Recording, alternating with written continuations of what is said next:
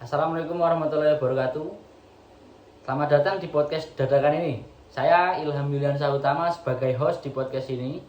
Oke, hari ini kita akan membahas tentang prinsip dasar hidrolik yang berisikan tentang aliran fluida hidrolik, jenis cairan yang digunakan pada alat berat, jenis oli dan sifatnya, sistem hidrolik, pompa hidrolis. Mari kita mulai. Baik, dalam dunia teknik, sistem hidrolik memegang peranan penting dalam berbagai aplikasi industri, terutama pada alat berat. Prinsip dasar hidrolik yang mengandalkan hukum Pascal memungkinkan perpindahan energi melalui fluida yang tidak dapat dimanfaatkan. Teknologi ini menawarkan efisiensi tinggi, kontrol presisi, dan kemampuan mengangkat beban yang sangat berat sehingga menjadi komponen imperatif dalam berbagai sektor, mulai dari konstruksi hingga manufaktur. Oleh karena itu, materi ini penting untuk diketahui. Baik, segmen kedua yaitu wawancara dengan narasumber. Di sini kita panggil saja langsung yaitu Mas Gesa. Silakan masuk.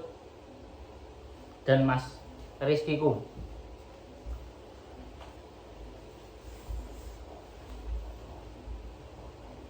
Halo. Di sini tentunya kita tidak akan sendiri ya, ditemani oleh dua teman saya yang sangat spesial.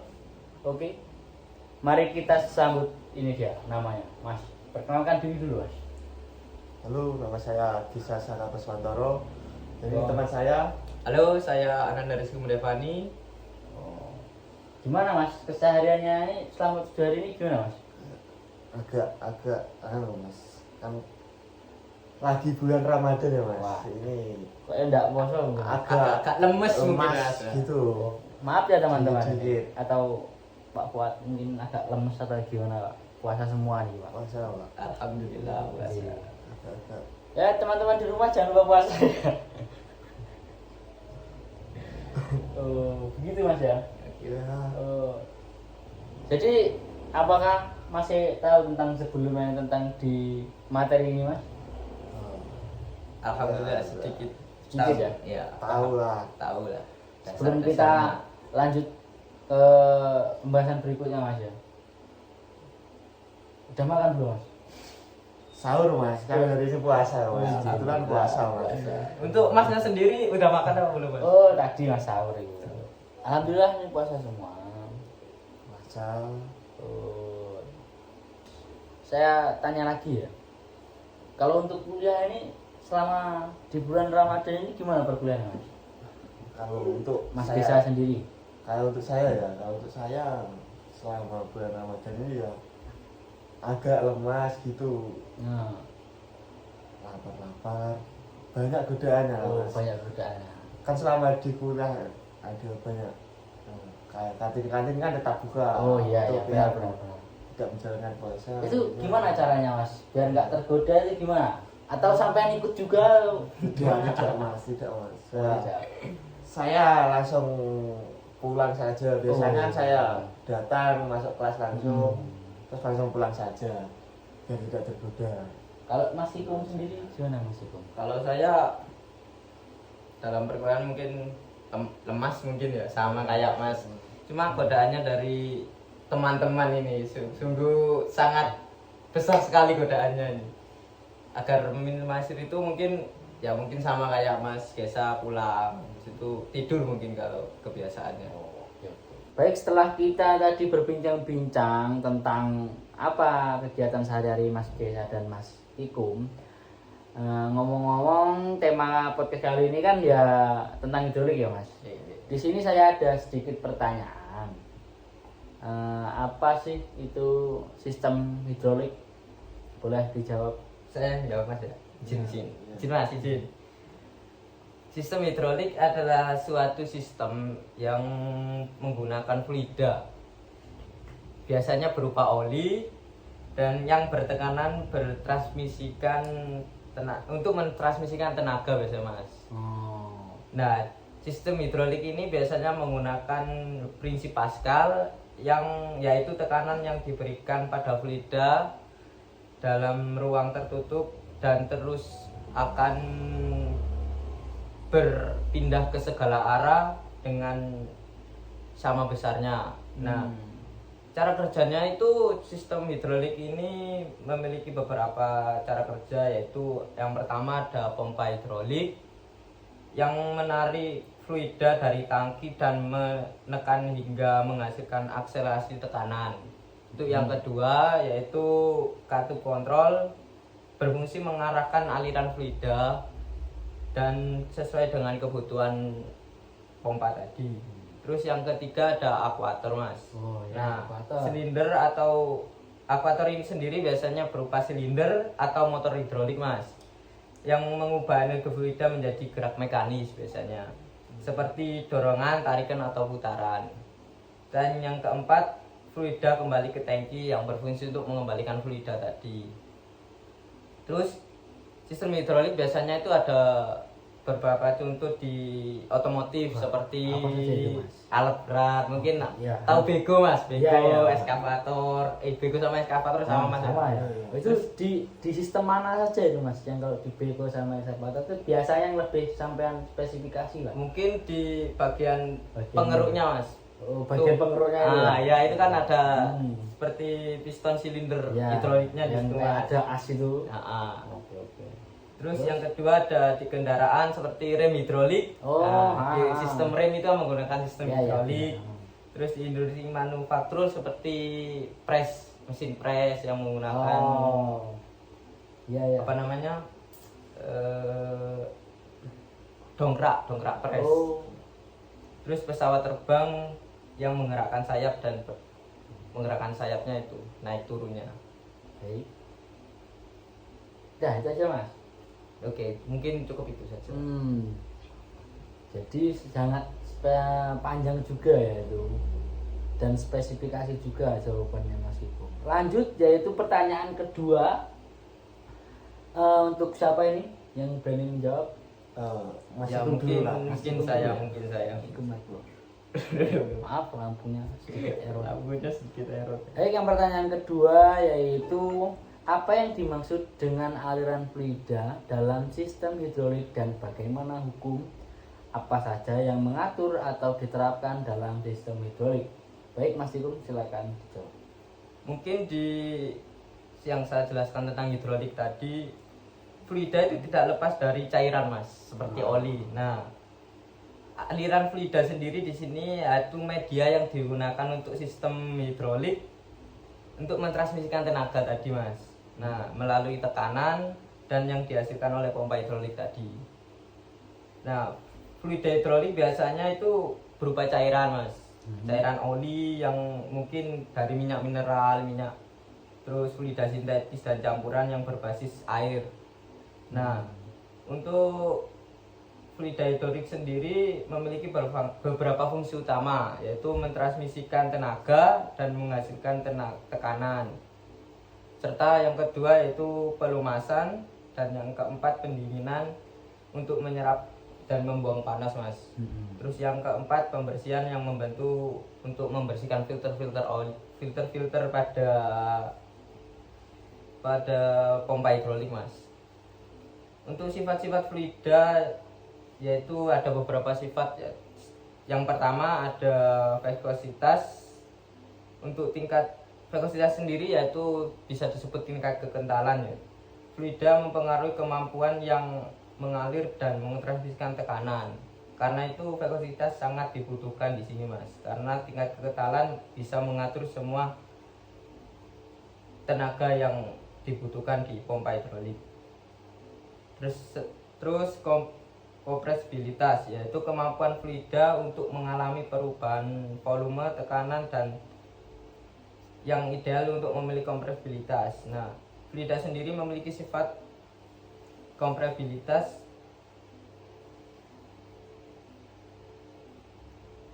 Lanjut, Mas, silakan. Oke, lanjut. Mohon maaf tadi.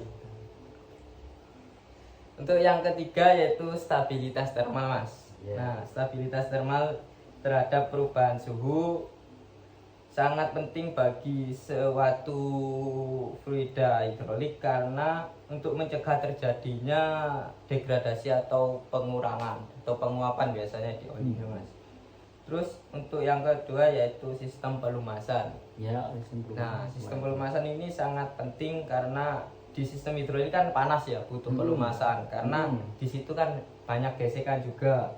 Nah, seperti sistem fluida hidrolik ini berfungsi untuk melumasi seperti pompa hidrolik, seperti akuatornya, katupnya, sehingga dapat terlumasi dengan baik dengan adanya fluida hidrolik ini, Mas.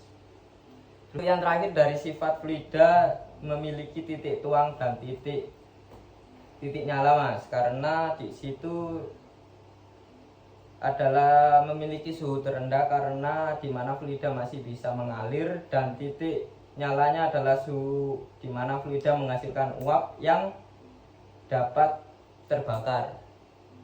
Kedua sifat ini menentukan apakah fluida dapat bertahan pada suhu ekstrim dan tidak mudah membeku dan terbakar, Mas. Nah, dari sifat tersebut ada beberapa aliran fluida, Mas. Yang pertama yaitu aliran laminar, yaitu aliran yang dimana partikel fluida bergerak dalam jalur yang sejajar dan teratur, biasanya terjadi pada kecepatan rendah dan menghasilkan gesekan yang internal dan minim uap gitu, Mas. Untuk yang kedua yaitu aliran tertutup. Aliran ini biasanya di mana partikel fluida bergerak secara acak dan tidak teratur, terjadi pada kecepatan tinggi dan menghasilkan gesekan interaksi yang lebih besar. Untuk yang ketiga yaitu aliran transisi.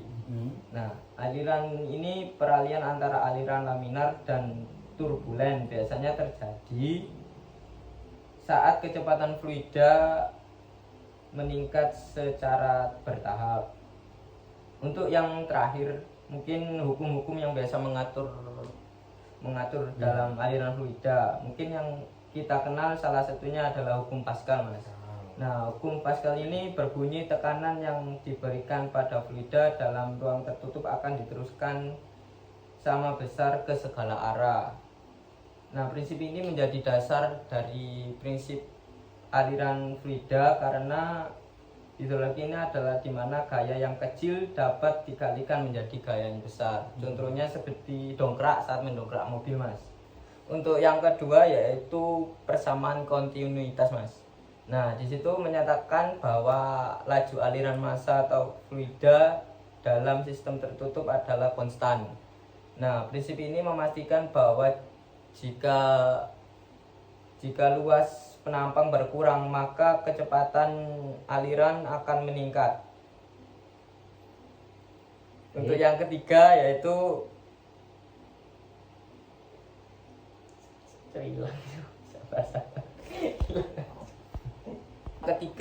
hukum Bernoulli yang berbunyi hukumnya itu jumlah energi dalam aliran fluida ideal adalah konstan di sepanjang aliran. Hukum ini menjelaskan hubungan antara kecepatan, tekanan, dan energi potensial dalam aliran suatu fluida.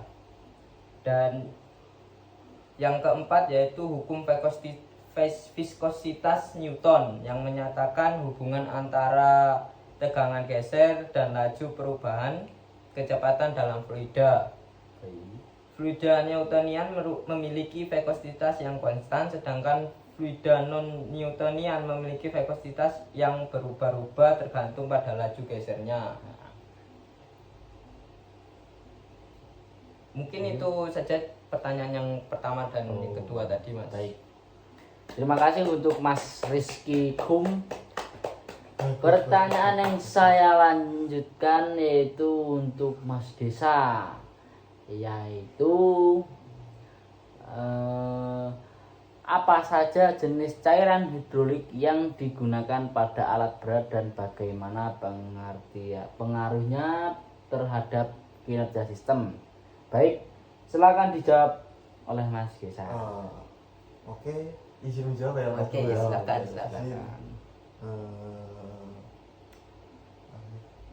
Untuk cairan hidrolik sendiri yang digunakan pada alat berat dapat bervariasi.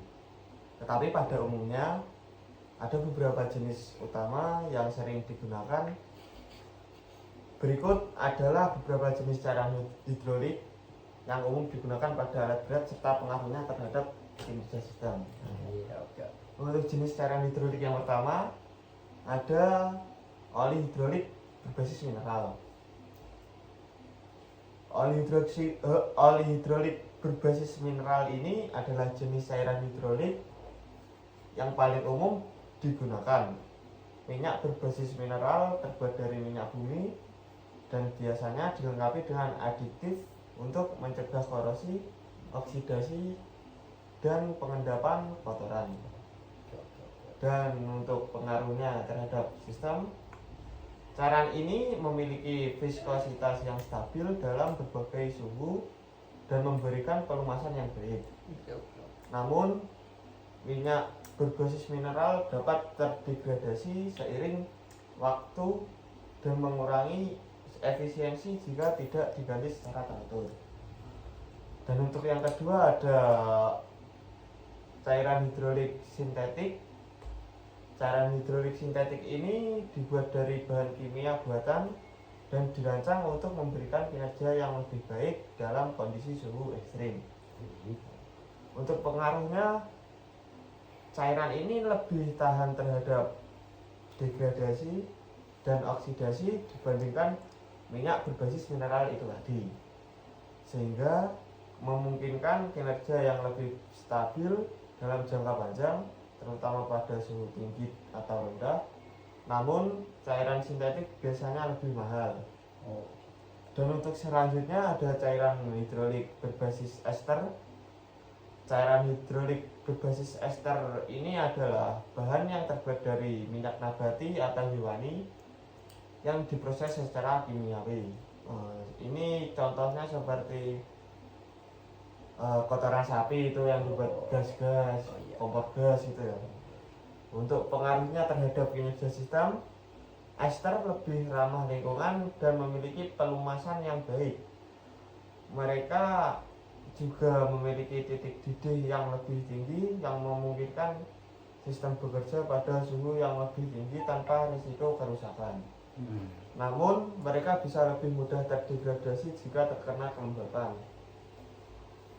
Dan untuk selanjutnya ada cairan hidrolik air atau oil, water oil emulsion. Cairan water itu air, oil. Siap. Lanjutkan. Cairan ini adalah campuran air dan minyak hidrolik yang digunakan dalam beberapa aplikasi tertentu. Cairan air dan oli itu mas? Iya. Air dan oli? Minyak. Minyak hidrolik. Oke. Seperti di industri, pertambangan atau konstruksi. Dan pengaruhnya terhadap kinerja sistem, cairan jenis ini dapat mengurangi pembentukan panas berlebih dan lebih ramah lingkungan, tetapi memiliki viskositas yang lebih rendah daripada minyak hidrolik konvensional yang bisa mempengaruhi efisiensi pemindahan tenaga. Dan untuk yang terakhir ada cairan hidrolik berbasis air atau water glycol. Cairan ini terdiri dari campuran air dan propilen glikol, digunakan terutama dalam aplikasi yang memerlukan ketahanan terhadap kebakaran. Pengaruhnya terhadap kinerja sistem, meskipun memiliki ketahanan terhadap kebakaran yang baik, cairan ini biasanya memiliki efisiensi termal dan pelumasan yang lebih rendah dibandingkan cairan berbasis minyak. Hal ini dapat mempengaruhi kinerja sistem hidrolik dalam jangka panjang. Oke, mungkin segitu dulu mas jawabannya. Baik, itu tadi tentang jenis-jenis cairan hidrolik yang digunakan pada alat berat ya, dan bagaimana pengaruhnya terhadap kinerja sistem. Itu tadi yang baru saja dijelaskan oleh Mas Gesa. Baik, selanjutnya kita beralih ke pertanyaan berikutnya, yaitu bagaimana karakteristik dan fungsi berbagai jenis oli hidrolik dalam sistem hidrolik. Baik, siapa yang akan menjawab ini? Mungkin Mas Gesa lagi. Saya akan menjawab. Oke. Lagi ya mas. Lanjut untuk Mas Gesa, silakan dijawab. Oli hidrolik memiliki berbagai jenis yang masing-masing memiliki karakteristik dan fungsi yang berbeda, Ya. tergantung pada jenis sistem hidrolik dan kondisi operasionalnya. Berikut adalah beberapa jenis oli hidrolik beserta karakteristik dan fungsinya. Baik. Untuk yang pertama, oli hidrolik mineral tadi ya Mas, kayak di atas tadi. Karakteristiknya terbuat dari minyak bumi yang telah diproses, umumnya mengandung aditif untuk meningkatkan performa seperti antikorosif, antioksidan, dan penghambat keausan. Fungsinya adalah untuk menyediakan daya untuk menggerakkan komponen dalam sistem hidrolik, mencegah korosi, mengurangi gesekan antar komponen, dan mendinginkan sistem dengan mengalirkan panas yang dihasilkan. Untuk selanjutnya ada oli hidrolik sintetik.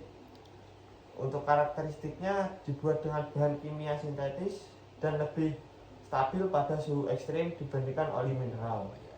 Memiliki daya tahan lebih lama dan lebih tahan terhadap oksidasi dan kerusakan. Untuk fungsinya cocok untuk aplikasi yang membutuhkan kinerja optimal pada suhu sangat tinggi atau rendah dan di bawah beban berat. Oli ini memberikan perlindungan yang lebih baik terhadap komponen sistem hidrolik. Untuk selanjutnya yang ketiga ada oli hidrolik biodegradable. Karakteristik terbuat dari bahan-bahan alami seperti ester atau minyak nabati. Lebih ramah lingkungan karena dapat terurai dengan cepat jika tumpah. Untuk fungsi digunakan pada aplikasi di lingkungan sensitif seperti di industri, pertanian, perikanan, dan pekerjaan konstruksi di luar ruangan untuk mengurangi dampak lingkungan.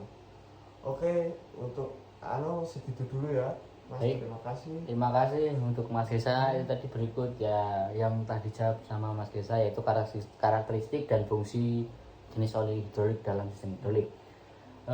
Baik, mungkin yang pertanyaan tinggal ada sih. Saya masih ada sedikit pertanyaan. Masih siapkah untuk menjawab pertanyaan saya? Masih siap. Oke. Sambil menunggu buka ini Mas, sambil Oke, menunggu. oke. Untuk pertanyaan selanjutnya yaitu apa peran dan cara kerja pompa hidrolis dalam sistem hidrolik? Baik, silahkan dijawab untuk Mas Gesa atau Mas Kikum. Silahkan.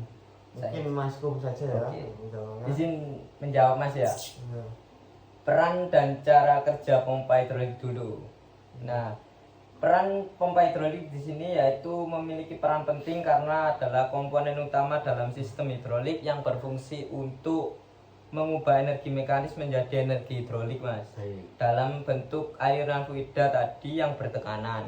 Nah, beberapa peran utama pompa hidrolik yaitu mungkin ada beberapa perannya, yaitu yang pertama menghasilkan aliran fluida yang bertekanan. Baik. Nah, pompa sendiri menghisap fluida hidrolik dan mereservoir dan mengalirkan ke sistem dengan tekanan tertentu untuk menggerakkan akuator atau silinder hidrolik atau motor hidrolik. Nah, contohnya seperti pada eskavator itu, Mas. Pada alat pengeruknya eskavator itu. Untuk yang kedua yaitu memastikan sistem hidrolik berfungsi dengan optimal. Nah, pompa bekerja dengan sebagaimana sumber tenaga utama pada sistem hidrolik tersebut. Untuk yang ketiga yaitu menjaga kestabilitas tekanan. Karena pompa sendiri memiliki mekanisme pengaturan tekanan otomatis untuk menjaga kestabilitas tekanan tersebut, Mas. Baik. Untuk yang keempat yaitu memfasilitasi penggunaan energi secara efisiensi. Dengan aliran yang stabil dan tekanan yang sesuai, pompa memastikan energi yang digunakan dalam sistem hidrolik tidak terbuang sia-sia, Mas. Baik. Untuk cara kerjanya sendiri dari pompa hidrolik yaitu berdasarkan pada prinsip perpindahan fluida dengan menciptakan perbedaan tekanan antara sisi masuk atau inlet dan sisi keluar atau outlet sehingga fluida dapat mengalir. Nah, dari cara kerjanya ada beberapa proses, yaitu proses penghisapan, Mas. Baik.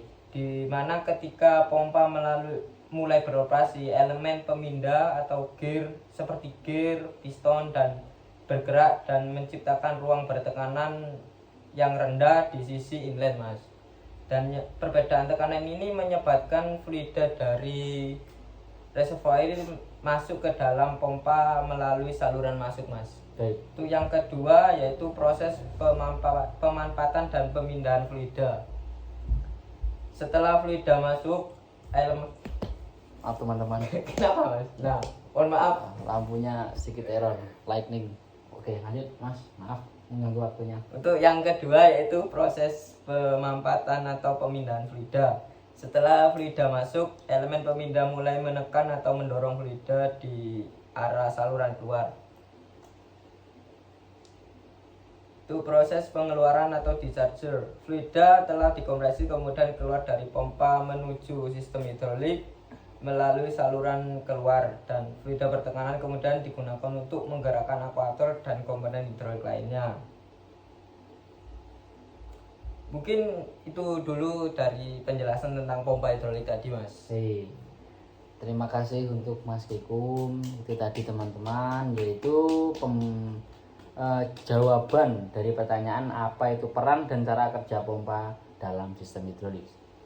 Baik, yang terakhir nih sebelum ditutup, satu lagi pertanyaan Mas.